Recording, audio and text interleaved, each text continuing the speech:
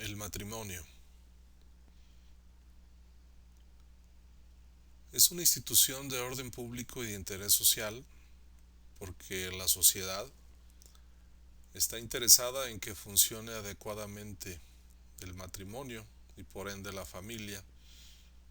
Por eso se dice que es de orden público y de interés social, en la cual un hombre y una mujer deciden compartir un estado de vida para buscar la realización personal y fundar una familia. Este concepto viene en el artículo 258, que se me hace muy adecuado, muy correcto, muy moderno y muy humano, porque no considera el matrimonio nada más como la finalidad de procrear. Eso se me hace muy absurdo, sino que considera en sus fines el hecho de estar casados, de tener un crecimiento personal, de apoyarse, de complementarse entre la pareja. Y eso pues se me hace adecuado. La Comisión Nacional de Derechos Humanos promovió una acción de inconstitucionalidad, la 28 del 2015, en contra de lo que dice el 258 en relación a que el matrimonio solo es para un hombre y una mujer.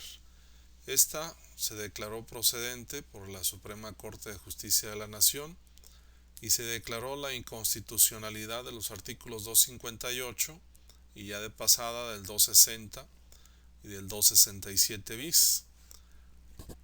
Pero no obstante que son inconstitucionales, nuestro código no ha sido modificado, nada más se agregó una nota al pie de cada uno de esos artículos. Nuestro Congreso local pues ha desacatado la indicación de la Suprema Corte en sus jurisprudencias.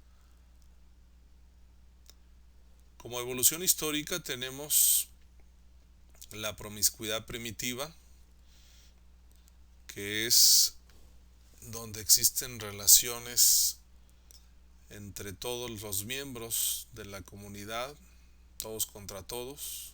No hay una definición clara de la pareja y de los hijos. El matrimonio por grupos también es una relación comunitaria, pero ya entre grupos, o sea, como un partido de fútbol, los de este equipo contra los del otro, pero internamente no se puede.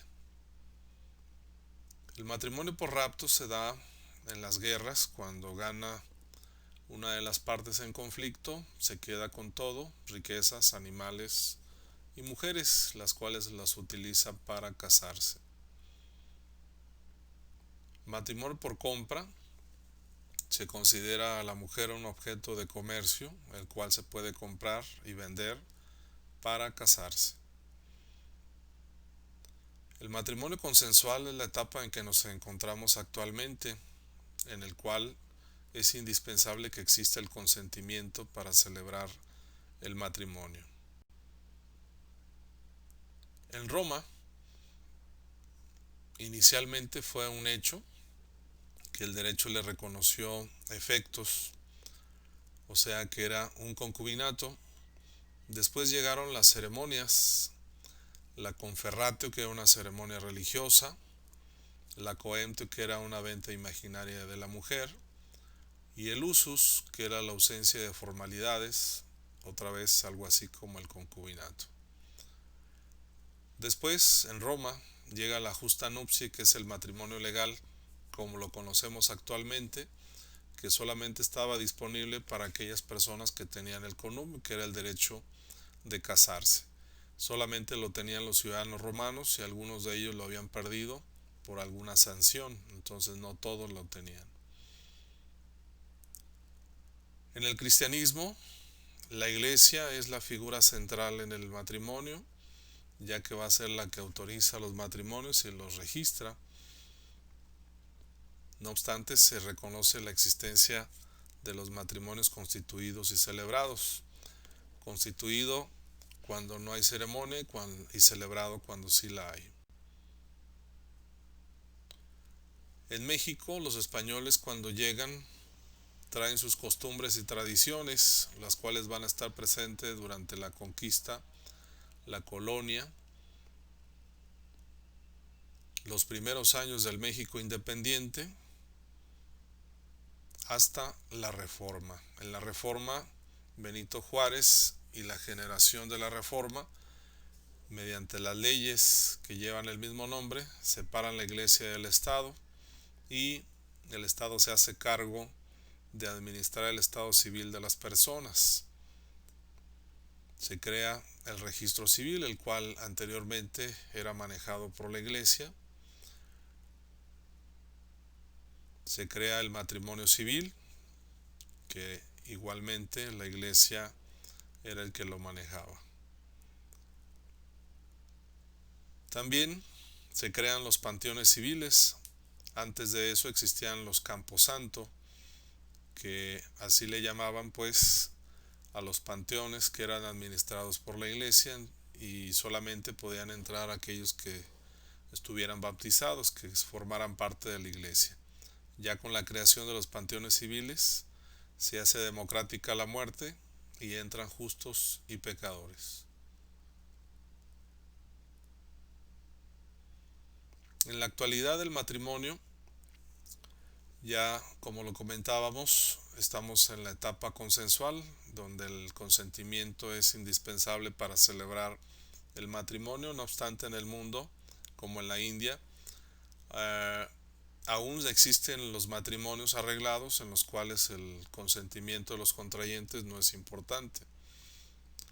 Incluso aquí en nuestro país todavía se sigue dando ese matrimonio arreglado, la venta de mujeres, y también en nuestro estado los huicholes acostumbran a hacer esa venta de mujeres, aclarando que la venta de mujeres nada más es entre ellos y solamente es para casarse, no es obligatorio. El padre decide a quién le vende a su hija y obviamente va a elegir a la persona que él considera más adecuada. Son sus usos y costumbres que creo que deben de ser respetados. La naturaleza jurídica, el matrimonio se le ve como una institución, que es un conjunto de normas jurídicas que regulan un todo. El matrimonio se ajusta a esa definición, entonces sí es una institución jurídica. Es un acto jurídico condición porque solamente el que celebra el matrimonio, cumple la condición, se le van a aplicar ese conjunto de normas jurídicas. Es un acto jurídico mixto porque intervienen voluntades públicas representado por el oficial y voluntades privadas representado por los contrayentes. Es un contrato ordinario porque hay un acuerdo de voluntades. Normalmente a algunas personas no les agrada este concepto porque pues se tiene la idea falsa de que hay una compraventa y pues no lo es. Simplemente es un acuerdo de voluntades entre los contrayentes para celebrar el matrimonio. Contrato de adhesión. El contrato de adhesión es una figura donde hay una oferta y el resto de las personas únicamente tienen la posibilidad de aceptarla o rechazarla. En este caso el matrimonio es un contrato de adhesión porque el Estado hace la oferta del matrimonio y los contrayentes nada más pueden decidir si la aceptan o no, no la pueden modificar.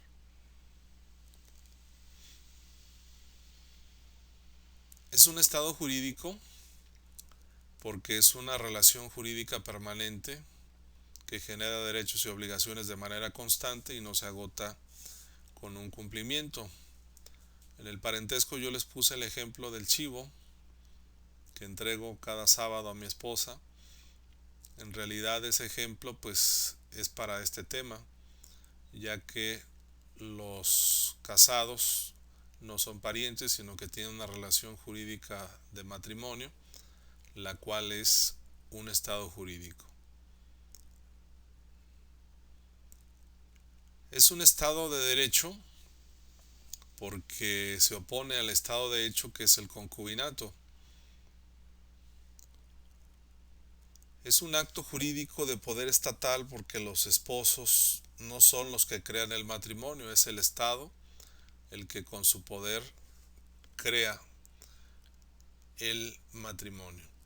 De todas estos puntos, opiniones de la naturaleza jurídica del matrimonio, no podemos concluir que una de ellas es la buena y todas las demás son malas. Todas son buenas y se complementan.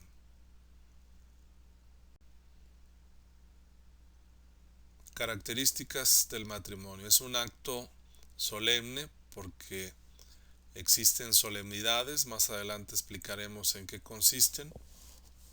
Es un acto jurídico complejo o mixto porque intervienen voluntades públicas y privadas. Requiere de la declaración del oficial, no se puede crear solo. La voluntad de las partes no modifica la ley.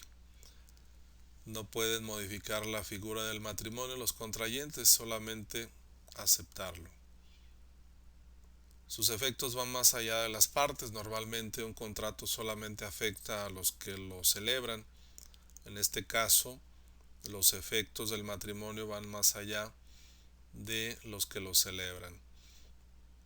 Por ejemplo, se adquiere parentesco entre los parientes consanguíneos de uno de ellos con el otro contrayente, aun cuando no esté de acuerdo.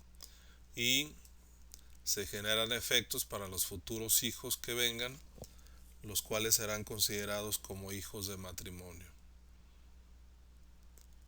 La disolución del matrimonio solamente se da por el Estado, no pueden hacerlo los esposos. Etapas. La etapa prematrimonial o noviazgo es una etapa en la cual se dan ciertos experimentos, ciertas pruebas como la fidelidad o la compatibilidad, y en caso de que no se superen esas pruebas, pues se puede regresar sin consecuencias casi siempre a su estado anterior, o sea que no estaban en esa relación. Si ustedes se fijan, el noviazgo es considerado ya parte del matrimonio, entonces de esa manera se tiene que vivir responsablemente como si ya estuvieran casados, nada más que están en una etapa previa. Lo malo es de que no se hace de esa manera y por eso hay tantos problemas. Pero bueno, nosotros vivimos de esos problemas. La segunda etapa es la celebración del acto jurídico del matrimonio. Es una etapa muy breve en la cual los contrayentes están frente al oficial y les pregunta que si se quieren casar. Si ellos aceptan, entonces el oficial los declara unidos en nombre de la ley y de la sociedad. Y ahí termina.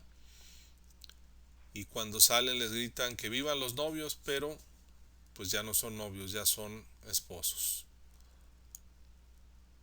La tercera etapa es el estado matrimonial, que es la que se genera inmediatamente después de que salen de la oficialía ya casados. En esta etapa se presentan los derechos y obligaciones entre los casados. Es la etapa de estar casados y pues esta se termina únicamente con la muerte, nulidad o divorcio.